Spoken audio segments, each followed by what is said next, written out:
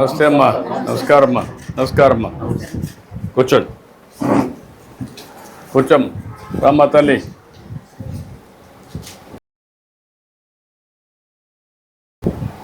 ఏంటయ్యా? సార్ నాకు kidney transplant చేస్తారు. అమ్మగారు తప్పనర్థం ఇచ్చారు సార్. తండ్రి రా. ఏంటమ్మా నీ పేరేంటమ్మా? ఓకే,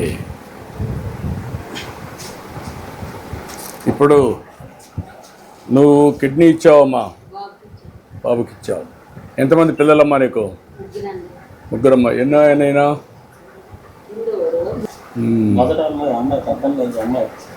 పెద్ద అక్క. ఆవిడ పెళ్ళి వెళ్ళిపోయిందా? అక్క తర్వాత తమ్ముడు సార్.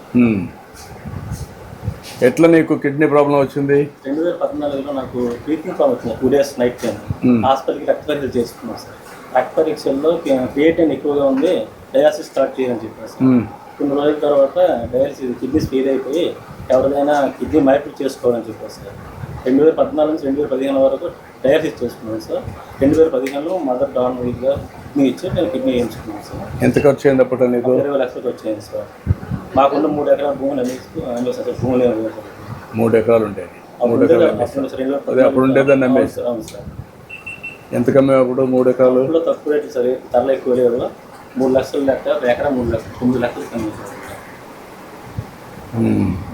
ఇంకా అప్పుడు మీ ఊర్లో ఇంకెవరికైనా కిడ్నీ ప్రాబ్లం వచ్చిందా? మా ఊర్లో ఇంకా సార్. నీకు ఒక్కరికే వచ్చింది. ఎక్సెప్షనల్.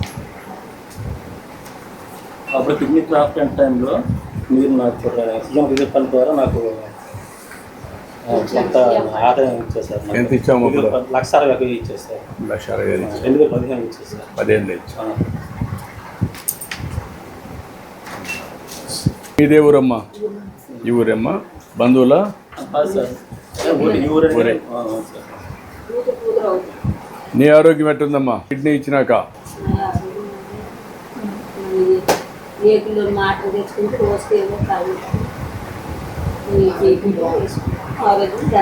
అదే పర్లేదు. నీకు ఒక 6,000 రూపాయలు ఇస్తున్నాం కదమ్మా, బాబుకి ఒక 10,000 రూపాయలు ఇస్తున్నాం. నాకు 5,000 పింఛన్ గతం వచ్చేది సార్. ఇప్పుడు 10,000 చేశారు సార్. కష్టంగా ఉంది. ఇప్పుడు మందులు కొనుక్కున్న టైంకి కూర్చోమ్మా, కూర్చో తల్లి, కూర్చో. ఇంటికి వచ్చేటికే సరిపోతుంది సార్. నాకు 10,000 రావడం ఆనందం ఉంది సార్. అన్ని కష్టాలు ఉన్నాయి, ప్రభుత్వానికి కూడా అన్ని కష్టాలు ఉన్నాయి. ఒక్కొక్కటి మీలాంటి వాళ్ళందరినీ సార్ట్అవుట్ చేసుకుంటూ ఇప్పుడు దగ్గర అదే మా దగ్గర 33,000 కోట్లు ఇస్తున్నాం మీలాంటి వాళ్ళకందరికీ. మొట్టమొదటిసారిగా మనం 10,000, 15,000 పెట్టాం. ఇంకా ఎప్పుడూ లేదు. దీనికోసం కావాలని నేను మీకు 10,000, ఇలాంటి వాళ్ళకందరికీ 6,000, మామూలు వాళ్ళకి 4,000 రూపాయలు. 13,000 వచ్చిందేమో. ఇద్దరికి 26,000 పడింది. 2,000 రూపాయలు బ్యాంక్ దీనికి స్కూల్ అకౌంట్కి వెళ్ళింది. మీ ఇద్దరి వల్ల మీ తల్లికి ఆదాయం వచ్చింది. చదువుకోవడానికి వెళ్ళారా? ముగ్గురు వెళ్ళారా సింహాచలం? పిల్లలిద్దరు మీరు ముగ్గురు వెళ్ళారు. వాళ్ళు ఫ్రీగా బస్సులో మీరు ముగ్గురు వెళ్ళారు. నువ్వు ఒకరి మాత్రం బస్సు పెట్టుకున్నావు. 25%. ఈసారి అన్ని దేవాలయాల్లో బాగా రష్ ఉంది. దానికి కారణం ఏంటంటే మహిళలు ఎక్కువ వెళ్తున్నారు. ఒకప్పుడు 7 లక్షలు వెళ్ళేవారు బస్సుల్లో, ఇప్పుడు అది 21 లక్షలు అయింది రోజుకి. బాగా పెరిగింది. మీలాంటి వాళ్ళకి మొబిలిటీ వచ్చింది, బాగా వెళ్తున్నారు. నువ్వేం చేస్తావు ఇప్పుడు? ఇదమ్మా ఇప్పుడు మన గవర్నమెంట్ ఇచ్చారు సార్, టీఆర్డీ తర్వాత గవర్నమెంట్ సర్వీస్ ఆఫీసర్ సచివాలయం వచ్చిన తర్వాత దాన్ని అలా రన్ చేస్తాం సార్. మిషన్లు అవి కొనుక్కోవాలి కాదమ్మా. ఇప్పుడు అది ఇంక ఇన్కమ్ రాదు కదా, వేరే పని చూసుకోవడం బెటర్ కదా. దాంట్లో ఇన్కమ్ రాదు, ఎందుకంటే అన్నీ ఆన్లైన్లో ఇచ్చేస్తున్నాం, వాట్సాప్ గవర్నెన్స్ ఇస్తాం. దానివల్ల అది రాదు. ఒకటి నువ్వు ఇంకా వేరే పని ఒకటి చూసుకొని ఇద్దరు పిల్లలు. నువ్వు డాక్రాలు ఉన్నావా? పొదుపు సంఘాలు ఉన్నావు. ఇప్పుడు గ్యాస్ కూడా వస్తుంది కదమ్మా. గ్యాస్ వస్తూ ఉంది, బస్సు ఫ్రీగా ఇస్తున్నాం, రేషన్ ఇస్తున్నాం కొద్దిగా. మీకు మధ్యాహ్న భోజనం బాగా పెడుతున్నారా? బాగుందా? సన్న బియ్యం పెట్టారా? సన్న బియ్యం పెడుతున్నారా? తినడానికి బాగుందా? ఓకే. నువ్వు చదువుకొని ఏం కావాలనుకుంటున్నావు? ఇంజనీర్ ఏ ఇంజనీర్ అమ్మా? Software engineer. నువ్వమ్మా? ఐఏఎస్ అవుతావా? నమ్మకమేనా? ఇద్దరు పిల్లలు పర్వాలేదు సార్, ఈ స్కూల్లో చదువుతున్నారు. బాగా. ఇద్దరు పర్వాలేదు. నీకెవరు చెప్పారమ్మా ఇంజనీర్ కావాలని? సాఫ్ట్వేర్ నువ్వే అనుకున్నావమ్మా? సార్ ఇప్పుడు ఓన్ వస్తారు రెంట్ సార్. వీధిలో నెట్ సెంటర్ కూడా రెంట్. ఇప్పుడు ఇల్లు ఒకటి కట్టేయమంటానమ్మా, నేను చెప్తాను. ఇల్లు ఒకటి కట్టేయమంటాం, అందరికి కడుతున్నాం. ఇప్పుడు ఇల్లు కట్టేయమంటాం. ఇల్లు ఒకటి కట్టేవాలి, రాసుకోండి మీరు. వీళ్ళిద్దరికీ ఒక ఇప్పుడు కూడా మీరు అండగా ఉన్నారు సార్. P4 కింద అడాప్షన్ పెడదాం. వీళ్ళిద్దరిని చదివించి మనం మానిటర్ చేద్దాం. ఈ నేను వచ్చిందని గుర్తుగా ఇవన్నీ గుర్తుపెట్టుకోండి మీరు. ఈ పిల్లలిద్దరిని వాళ్ళు అనుకున్న చదువు చదివించాలి. అది ఒకసారి వర్కౌట్ చేయండి. ఇంకేంటి? ఇప్పుడు ఎలా ఉంటుందో తెలియదు సార్, ఎడ్యుకేషన్ గురించి నాకు తెలుసు. నువ్వు ఆరోగ్యంగా ఉండు, ఊరికే తొందరపడకుండా మందులు వాడుకొని జాగ్రత్తగా ఉండండి. మందులు వాడుకొని జాగ్రత్తగా ఉండి పిల్లలు బాగా చదువుకుంటారు, సెటిల్ అవుతారు.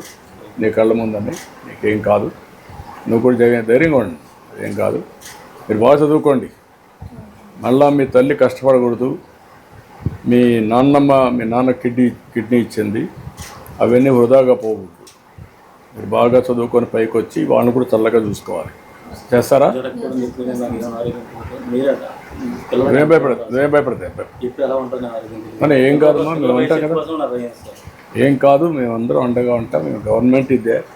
ఏమంటామా? ధైర్యంగా ఉండండి పిల్లలు, ధైర్యంగా ఉండండి. బాగా చదువుకుంటే ధైర్యంగా ఉండండి, ధైర్యంగా ఉండండి, ధైర్యంగా ఉండాలి. బాధపడకూడదు, అన్నీ బాగుంటాయి. నేనున్నా కదా. ఓకే, ధైర్యంగా ఉండి. అన్ని విధాలా మీ కుటుంబానికి న్యాయం జరగాలమ్మా. ఉంటాం, అండగా ఉంటాం. ప్రభుత్వం ఉంది. మీరు ఏం ఎవరు దిక్కులేరు, బాధపడద్దండి. ఈ అమ్మాయికి కూడా వెలుగు కింద మీరు డాక్రా సంఘాల కింద ఈ అమ్మాయిని ఎంప్లాయ్మెంట్ కానీ ఏం చేస్తే ఆ అమ్మాయి చేసుకోగలుగుతుంది వర్కౌట్ చేసి ఆ అమ్మాయికి ఉపాధి, ఫ్యామిలీకి ఇల్లు, ఈ పిల్లల్ని అడాప్ట్ చేసుకోవడానికి P4 కింద ఒకవేళ కాకపోతే మనమే పెడతాం. మీరు వర్కౌట్ చేసుకొని నోట్ చేసుకోండి. బాగా చదువుకోండి. ఓకే, ధైర్యంగా ఉండమ్మా. బాగా ఎట్లా ఇవ్వండి, తీసుకోండి.